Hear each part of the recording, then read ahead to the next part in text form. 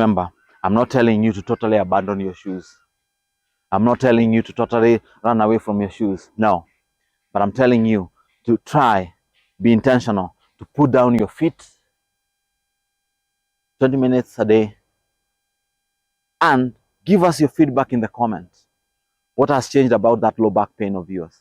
What has changed about that menstrual pain? What has changed about the depression?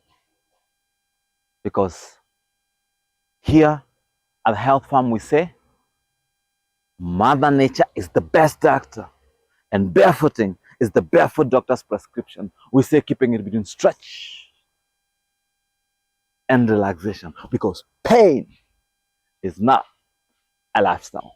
We say keep it simple, keep it amazing.